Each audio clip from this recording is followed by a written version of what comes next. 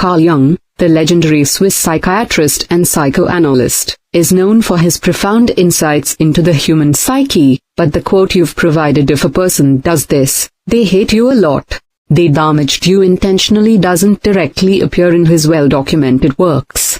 It's possible this is a paraphrased or misattributed statement, perhaps inspired by Jung's ideas about human behavior, projection, or the shadow self. Nonetheless, let's dive into this idea with excitement and explore it through a Jungian lens, weaving in his theories to unpack what intentional harm might reveal about the psyche and relationships. Imagine someone deliberately hurts you, say, through a calculated betrayal, a cutting remark, or sabotaging something you care about. It's a gut punch, right? Jung's framework suggests this act isn't just about you, it's a window into the inner world of the person doing the harm.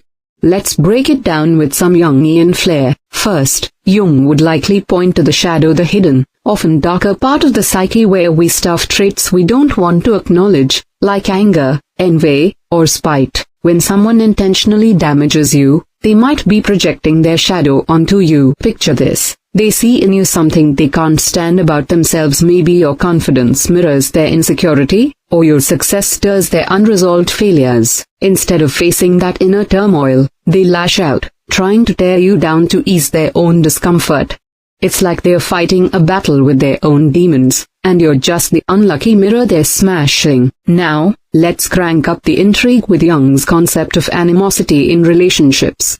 He believed that intense emotions, even negative ones, signal a deep psychological connection. If someone hates you a lot enough to hurt you on purpose, they're not indifferent, they're invested.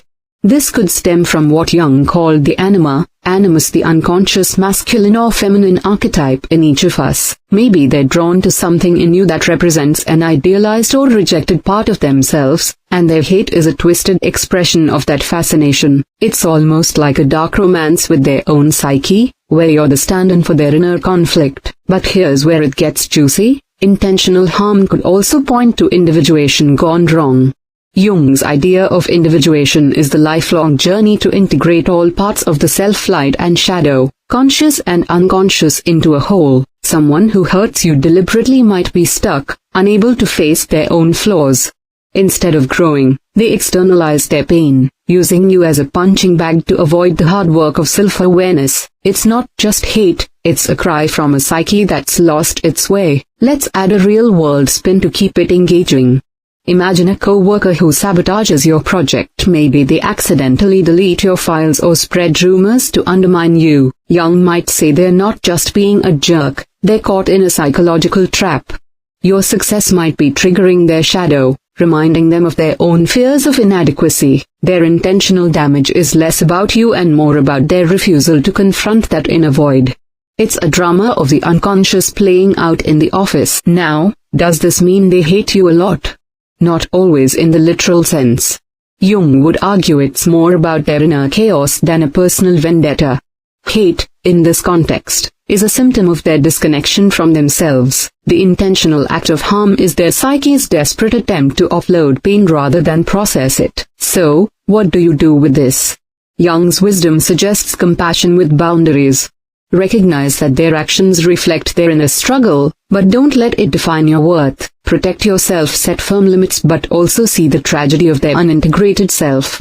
It's like watching someone fight a battle they don't even know they're in. To make this practical, here's a quick Jung-inspired playbook for handling intentional harm. Spot the shadow. Ask yourself, what might this person be projecting onto me? It's not about excusing them but understanding the deeper dynamic. Guard your psyche. Don't internalize their actions as your fault. Your individuation journey is yours. Don't let their chaos derail it. Reflect, don't react. Channel Jung's introspective vibe.